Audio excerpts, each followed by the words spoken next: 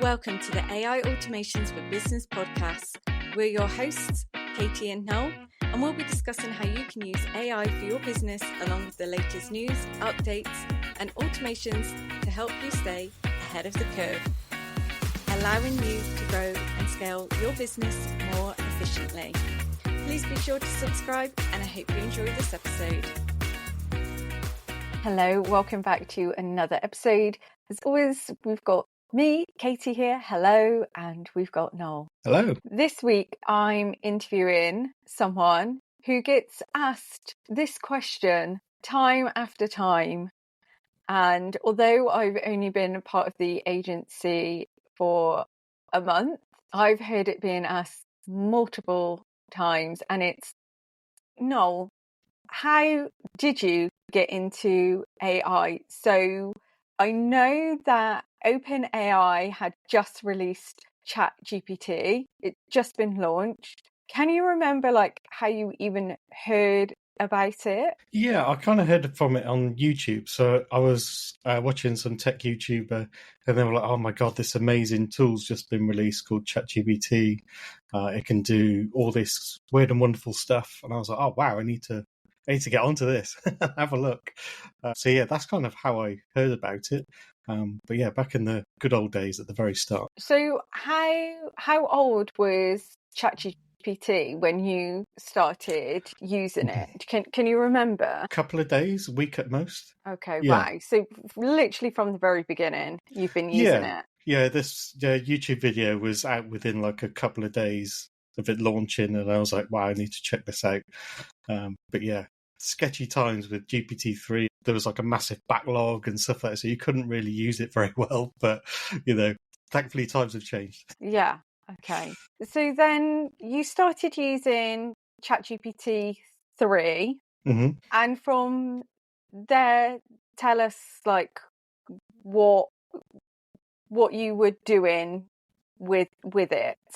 So I was kind of creating some social media content for my electrical design company. That was kind of the main focus. But back then, GPT-3 wasn't amazing. It wasn't great at creating imaginative content and things like that.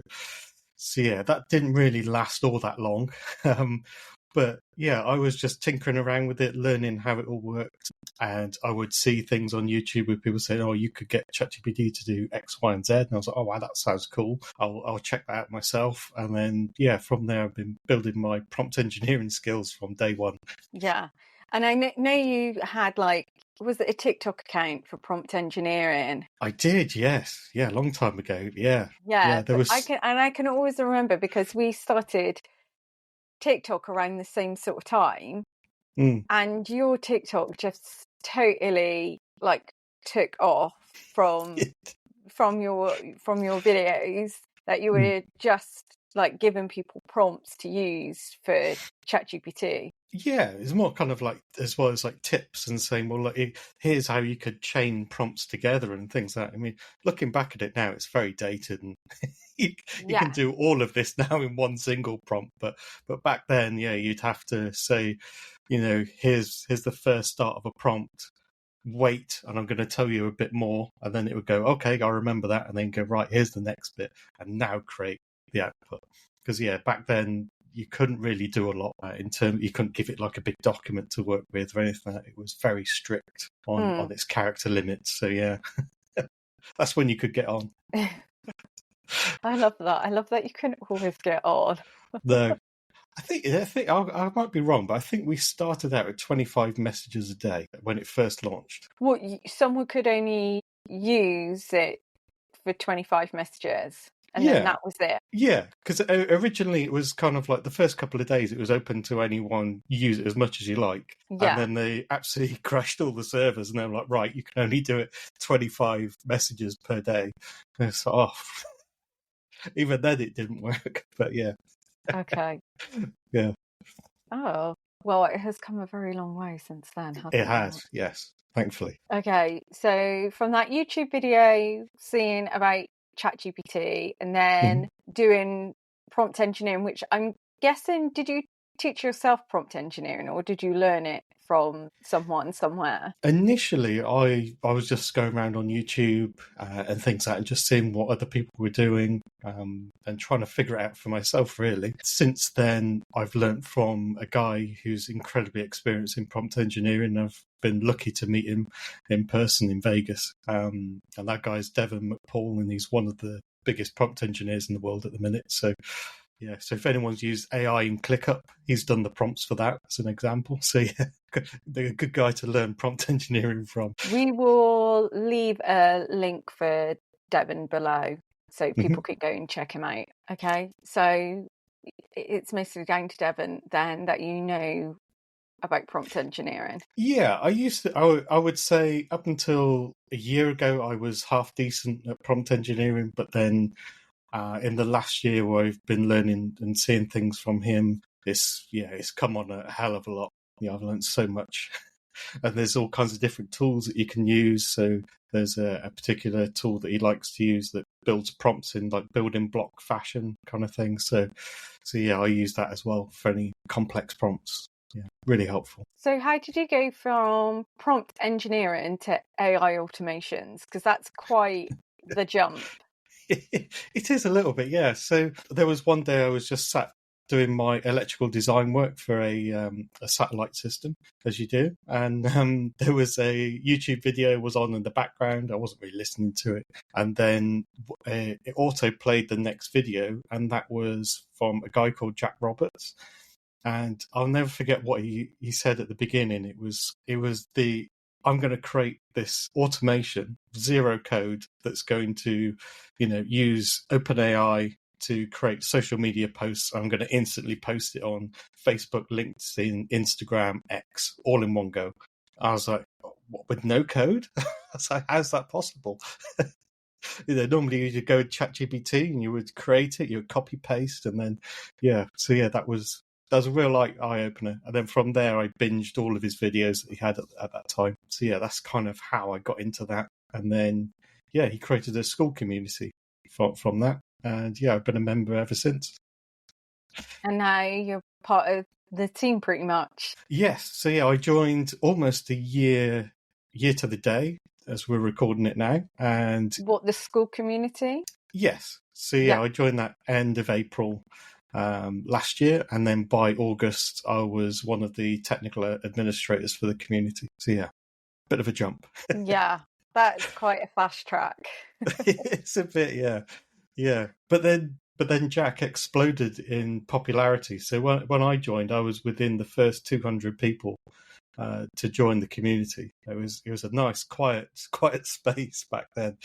And then he went on and he won a thing called the School Games. With Alex Hormozy. Yes. Yeah. So he went from like 200 to 1,600 in a month. Kind of thing. That is and awesome. Then it was all a bit like, hold on a minute, we need moderators. I haven't got any moderators, so that's the first step for me. I became a moderator for the community, and then he was like, oh god, we need all these things building and testing for the community, and there's no one to do it. So then that's where I stepped in with a couple of other guys to help him out with that. Amazing. And you've also built things for the community as well. Do you want to talk a little bit about that? Yeah, so the biggest thing I've built for them is the AI chatbot, which lives within the DMs on school. So with Jack, there's so many videos and things in the classroom that it was kind of hard if you saw something on YouTube that was maybe 3 months old, it was kind of hard to find those resources within the school platform. Yeah, I think that's what a lot of people who have got memberships with a huge amount of resources struggle with. It's their members being able to locate the information, and unless you have got people on your team that know the membership inside and out, it's also very hard for the team to locate that information. It is, yeah, because they would send DMs to to Jack himself or to any of the moderators and admins and go, hey, I saw this video. It kind of did something with Zero Code Kit. I can't really remember where it was. And it's like, it's not really a lot to go on. He's done probably 4 videos with that.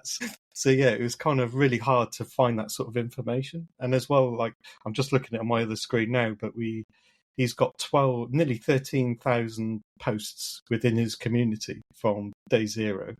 So there's a lot of really good information in there as well that the community members share.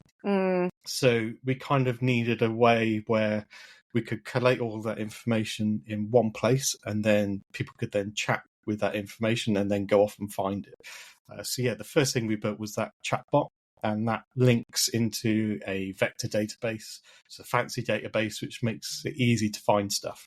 So yeah, but obviously this community is kind of like it's got a bit of a Terminator theme, AI and all that sort of stuff. It's a bit nerdy. So yeah, our chatbot's called John Connor, so from the Terminator films. So yeah, he's got the persona of the character from the movies as well. So he's talking about as if he's in the trenches, fighting the good fight. But don't let the machines take control. But here's the information you need. I love that there was a theme and everyone's just run with the theme. It's just kind of like, yeah, we're going to go fall in on this theme. I love exactly. that. Yeah. Oh, they love it. Yeah, he answers so many questions. But even now, there's still people that come and ask questions like they would used to. Like, I can't find this. Me and the other admins would go off and have a chat to John and go, where is it? Okay, so even like the team are using it to find resources, and then you're going back to people and saying, here's where it is. So actually, it works two ways. So it works for the team and actually for the members as well. Yes, absolutely. Yeah, it's really cool how it all works. But that must just save like so much time for everyone, but also I know like from helping run memberships and running my own memberships, it also cuts down that like overwhelm, because a lot of people leave memberships because of the overwhelm, they can't find things, and people think it's always great to have like all this information and keep adding and adding things, but actually unless you've got a way for people to find them and people to work through things, then actually it does feel very overwhelming. So I'm guessing like this chatbot actually gets rid of a lot of the overwhelm and the feeling of like I think it does. Yeah, it's a real big help for new people joining, because like if you joined it today, there's probably there must be at least 120 YouTube videos that are on there. Either they're all based on his videos off his YouTube channel, but then there's also like dedicated stuff for like make.com or NAN in different sections. So yeah, it knows all of that information. It's got thousands and thousands of we used to call them tips within the community. I think they're now called gems, but that's where like community members would be like, I found this something that's really cool. Here's a YouTube video on it. It might help somebody out. But yeah, we're going off and grabbing those gems, and then we're grabbing all the transcripts from those YouTube videos or Loom videos, and then inputting that into the chatbot. So it becomes super powered. So it's not just Jack's content, but it could be anyone's content. Yeah, I do love that it's not just like the resources and the content from the membership, but it's actually people within the community, because I feel like those community parts of the membership are like they're like gold. There's so many golden nuggets from people's experience and knowledge, and I think people really underestimate like what actually is in those spaces. So it's great that that's also included as well. Yeah, because there's people even today that just like in a post that I put out in May last year about Etsy, they've probably found that via John. Yeah. They're like, oh, I'm doing something for Etsy. Jack hasn't done anything on that. And it's like, oh, well, Noel's done something. This is great. I can go off and find his resources and get the information they need. Yeah, that's really awesome. So when you found OpenAI all those years ago, did that spark something inside of you to think, oh, I really want to move into the AI world, while you were sat there doing like your technical drawings and things like that? Uh, Or do you feel like you've just like kind of gone with the flow and you've somehow ended up creating like chatbots and agents and AI automations for people, and now you've got an agency? I mean, because I I don't think that was like ever, on the cards for when you started. And I think not even for like when you were doing your prompt engineering. I guess back then, no, I didn't really see that would be something that I would ever get into doing. Mainly because the tools that are available, they still needed some sort of software engineering background to connect everything together and make it all work. But I think the real catalyst for me to start using it properly and then interlinking all the information was those videos from Jack in the early days and getting me into make.com and now N8N and other different tools. So yeah, I never have dreamed of it. I was happy doing my technical drawings until last April. What is your favorite thing about AI?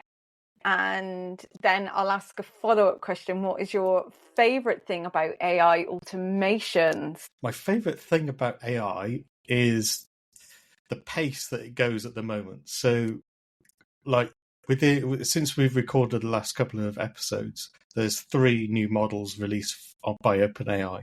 They went crazy. They released one week and then 2 the following week. So the pace that everything's going is incredible. So there's always something new to learn, and that's what I really like about the AI space. So that you can't really sit still. There's always something that will make your life easier and better, especially in the automation space. Yeah, I guess. Yeah, what gets me excited about automations though? It's just the possibilities. There's so I many did different actually things. ask you, Noel, what got you excited about AI automations. Can I just clarify? I said, what's your favorite thing about AI automations? Oh, my favorite thing about AI automation is the ease of use these days. Okay. Like it's really simple to get into, and if you know what you have and what you need at the other end, it's really straightforward to build. You don't need to be some sort of software developer to be able to get these sort of things to work anymore. And yeah, there's loads of AI. Even if you get stuck, you can always ask AI and it will help you out. I love that. And what you were saying about AI and the fast growth of it Mm. reminds me what social media used to be like 10 years ago. Like you had to have your finger on the pulse to know of all of the changes and the updates. And I feel like the last few years, probably the last 5 years, it's really slowed down.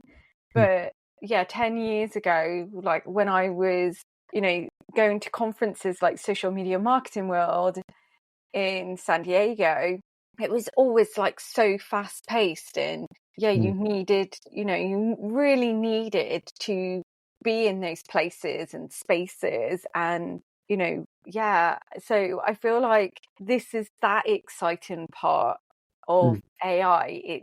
It's new and it's fast paced and it's changing. And I'm really excited to see where it will be in 10 years' time and all the new jobs that it's going to create, the ones that we don't even know exists at the moment. Yeah, that's it. That's a really exciting thing. But yeah, I think like with social media, there's like your key players, like your Facebook and your Instagram, and those go. Well, I guess that's one guy anyway, isn't it? But they're not going anywhere. But I remember there was that time where you used to use, if I remember it right, it was called Periscope. It had this like some really irritating notification sound. I was like, oh, thankfully that one went away. Yeah, that didn't last very long. No, but I remember it was all the craze, wasn't it? But I think we're Yeah. finding a similar thing in AI where, like something will pop up and it will go, oh, wow, that's incredible. Everyone will use it for like 10 minutes and then be like, oh, actually, I'll just go back to what I know best. I'll go back to the big players and, because they always guarantee the service is going to be there. It's always up and things like that. You're never going to have any issues with it. So yeah. So, no, what are you looking forward to in the AI world for the next I would say next couple of years, but I'm going to say next couple of months. Yeah. And where do you think you'll be? Oh, such a question. Or I where don't would you know. like to be? On a beach building automations, but I'm not sure that's allowed. Why isn't that allowed? Well, we've got our dogs, haven't we? So we can't leave them behind. But it could be a beach in Devon. Oh, yeah. You'll need your big coat on. It's not quite the same appeal, is it?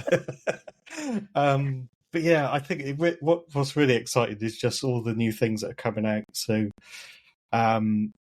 everything's getting better from. I know we talk all about automations, but everything from like a coding perspective in these AI models is also getting incredibly better as well. So there's like tools out there where you can build your own, platforms or web apps, websites from scratch, just by using text, just speaking to an AI model. So I think those sort of tools are going to be incredibly exciting in the next couple of months, especially as they start bringing in these newer tools from OpenAI and Anthropic. I'm sure they've got other stuff coming up soon. So, yeah. And what would you say to someone that wants to get into AI but feel like they should have got into it a couple of years ago and they're feeling like a bit behind? Because you answer it, and yeah. So with the pace that everything's going, like, you can get ahead of somebody that's been in the game for 2 years because there's always something new. And I think they put it really well on an OpenAI product release a couple of weeks ago.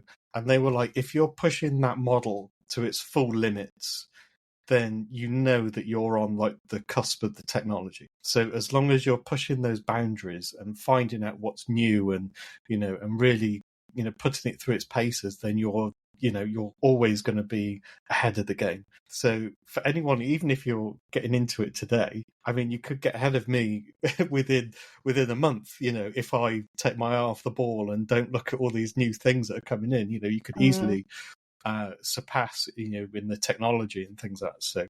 So yeah, it's not a bad time to get into. This isn't like Bitcoin, where you've missed out buying it for a penny, and now it's like $1,000, and you're like, oh, I should have got in it when it was a penny. But yeah, it's not like that. It's always changing. So yeah, you can get in at any point. Fantastic. Well, that was the question of how Noel got into AI. And I hope you found it helpful. I hope you found it useful. And I hope it inspired you, for those of you who are listening and you really want to get into AI, or you want to just get better at AI automations. It's not too late. It is possible to get started now, today. You haven't missed the boat. I still believe that you are an early adopter into the AI world, and we will catch you on another episode very soon.